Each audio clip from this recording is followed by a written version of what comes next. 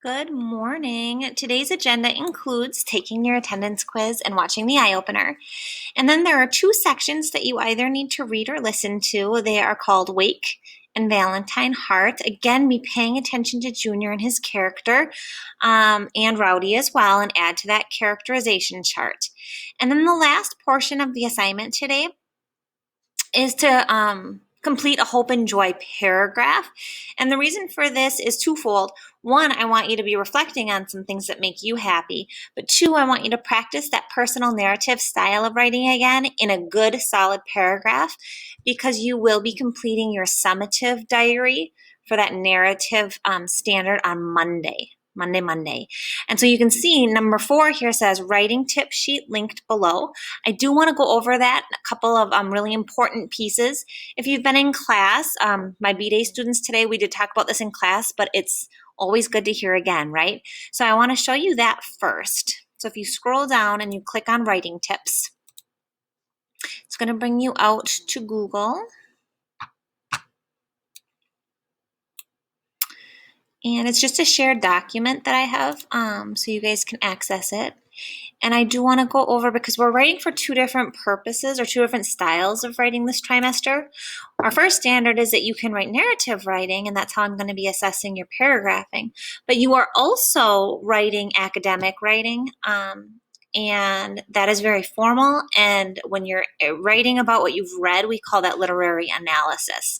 And so I created this tip sheet for you where you can see that the style of writing is listed. So this column here is all narrative writing information, and this one is literary analysis, again, when you write about what you've read.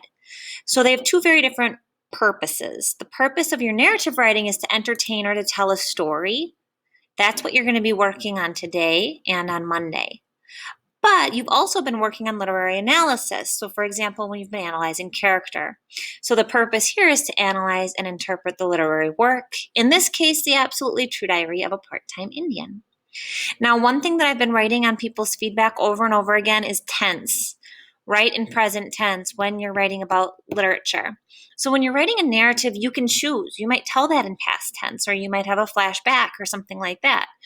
But when you're writing literary analysis, you always write in present tense. You're writing as though things are happening now. So instead of saying Junior decided to go to Reardon, you would say Junior decides to go to Reardon right now. And you stay consistent in that tense throughout the entirety of your response. As far as point of view is concerned, with narrative writing, that's your choice. Most often it's told in first person because you're telling a story about you or how you feel. If you're writing about what you've read, you avoid first person. So you do not use the words I or my or we. You're writing in third person. Then there are no words that you have to avoid in narrative writing, but you do have to avoid the word you in academic literary analysis. We talked about this with theme statements, also in your formal academic writing. And then I have a couple additional tips for you when you're writing narratively, which again, you're going to be doing today and Monday. Use things like dialogue. It's a literary technique that's very useful. Flashback, including memories that you have. Internal dialogue, things that maybe you or some other character or person in your story or narrative has been thinking. Use really vivid verbs and interesting word choice when you're writing narratively.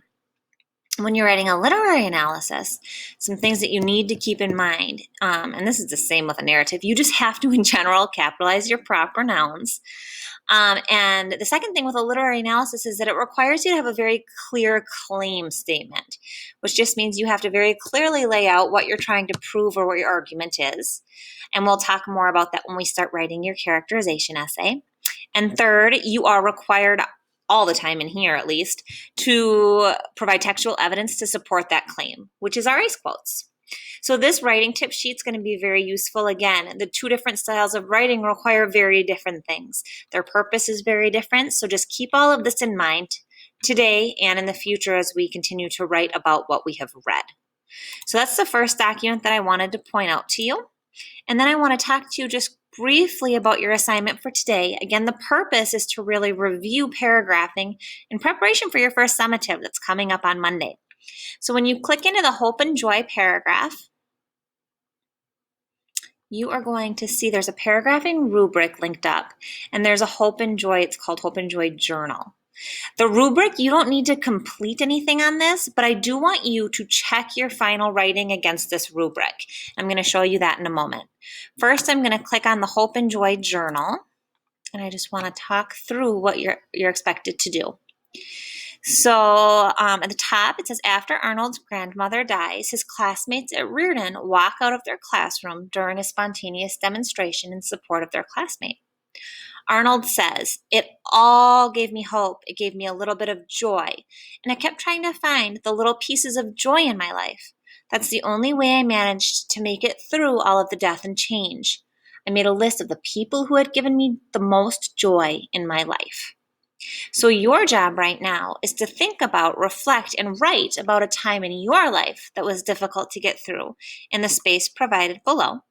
Some examples include maybe a family death, family issues, an addiction, mental health, school challenges, challenges with friendships, conflict. I'm the only one who's reading this, so just make sure it's something you're comfortable sharing with at least, me. And you're going to explain that time in your life in a good, solid paragraph below with at least 2 concrete details. So I'm going to go over and I'm going to pull up that paragraphing rubric. This is the same way you're going to be graded on your summative diary assessment on Monday, but you need to have a topic sentence that clearly gives an overview of your paragraph. You need to have at least 2 concrete details with elaboration for each one. You need to make sure you're transitioning between your ideas. And here I'm going to start looking at these conventions. So like we just talked about, you have to be capitalizing, using some punctuation, make sure you're spelling things correctly. You've got spell check on your iPad, right? So make sure you're using that.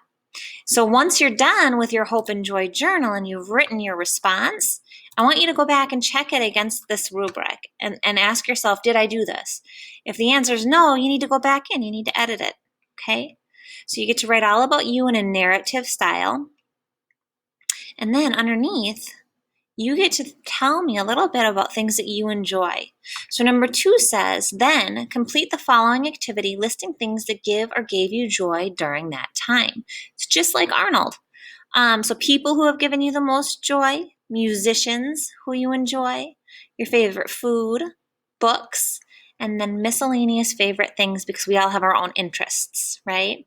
So you're going to fill out all of the things that make you or made you happy during a difficult time, and then you're going to submit that right back to me to the Hope and Joy paragraph assignment. Now the difference today is that is due at 3 o'clock.